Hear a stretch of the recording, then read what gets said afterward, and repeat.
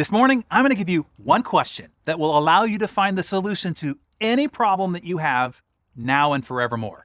How does that sound? Fantastic? Well, we'll see what you think when I give you this question.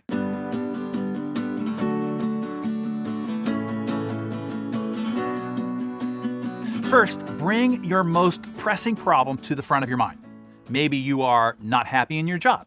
Maybe you are not as happy in your marriage as you'd like to be. Maybe your kids aren't behaving as well as you'd like. Maybe you are having a struggle with a client or a colleague or a family member. Maybe your health isn't up to par. You have back pain. You're not feeling as vital and energetic as you like. Are you starting to think about your most pressing problem here? I'm filibustering here to give you time to come up with your own problem. Maybe you are unhappy with where you live, the house that you're in, or your neighborhood or your town. Maybe you're feeling lonely or empty or unfairly treated or stressed, etc. Okay, you got yours? Now for the question. You might not like this question, but it is the source code to your solution every single time. Language this way is something that I picked up from venture capitalist Jerry Colonna. The question is, how are you complicit in creating the condition you don't want? Let me say it slower so that you get the poignancy of all the components in this question. Let's start with, how are you? You see, when faced with a problem, our first tendency is to blame. Blame is rampant in our modern society. When we slip up or we fall or we fail, our first response is to assign blame.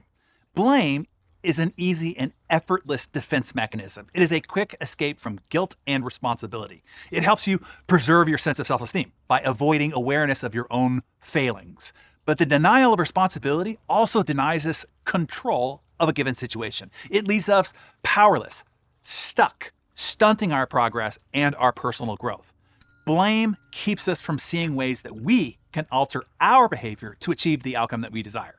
Understand, you and only you are responsible for all the outcomes in your life. All of them. Here's why. And that is what the next part of this sentence is about. Complicit. How are you complicit? You see, everybody feels a victim. Everybody points a finger at them, what they did to you, or what unfortunate circumstance that happened to you. We all have to deal with people. We all have to face challenging circumstances. The complicit part of the sentence asks you to take the hard look in the mirror and ask, what did you not do? Meaning, how were you complicit? That you knew to do, could have done, should have done, but didn't. And that is why you are in the predicament that you're in now. What did you tolerate or deny or neglect or fail to do or fail to act on that led up to you being in the position that you're in now? What failure of action makes you complicit in this result? You see, most often, the reason why you're in the situation that you're in now is not necessarily because of something that you did. It is most likely because of something you didn't do. What did you choose not to say? What did you choose not to see? What did you choose not to hear? What did you choose to neglect? That is the big point most people miss here. People say, but I didn't do anything. Exactly. You didn't. And that is the problem.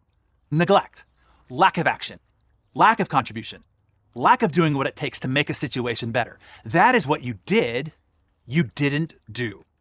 And that is why your results are limited or why you find yourself in this dissatisfactory situation. That is what is called complicit. The next part of the sentence is create. How are you complicit in creating the condition you don't want?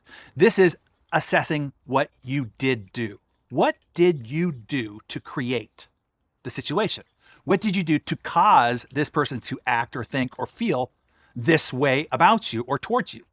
To put you in this position or circumstance, how did you participate in creating the situation that you find yourself in now? Now, you're probably thinking, yeah, but what about all the yeah, but situations? Yeah, but what if you get cancer? What if you fall off a horse? What if you were beaten or raped as a child, or was in a hurricane, or hit by a bus, or whatever? Yeah, here's the deal. That sucks. There's no denying that. And you and I can both wish that it didn't happen. We can definitely have empathy for the situation. And then we now have to ask, okay, now what? This is the third factor in how you end up regaining control over your life and still have complete responsibility for your outcomes. There is 1, what you do. Number 2, what you don't do. And number 3, how you respond to what happens to you. Yes, shiitake happens, and different forms of it happen to all of us. Stuff we didn't ask for, stuff we don't deserve to have happen to us, and maybe even didn't do anything to deserve. But this is what's called LIFE, life. And shiitake happens in life. So when shiitake happens, the question becomes, now what? That is a powerful response question, one that you should probably use several times a day. Okay, that sucks. Now what? What am I going to do about it? What happens from here forward? I have complete control over what happens now. I have complete responsibility for how I respond, for what I do now to what has happened to me. I can't change the circumstance. The circumstance might be unfortunate, absolutely. And I could wish that it were different. But any time or energy spent on that is actually useless. It just is what it is now. Period. The end. The only thing to focus on now is, okay, now what? So no matter how you look at it, no matter what happens in your life, ultimately, you are responsible by what you did, didn't do, or how you respond now to what happens to you. So take the most pressing problem that you now have in the front of your mind and apply your solution to it. You ask yourself this one question: how am I complicit in creating this condition? By what I did or didn't do.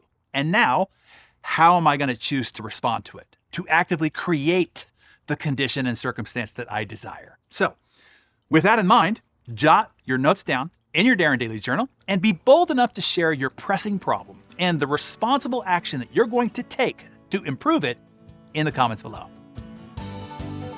If you enjoyed this Darren Daily on YouTube, be sure to subscribe to Darren Daily by clicking the button on the screen.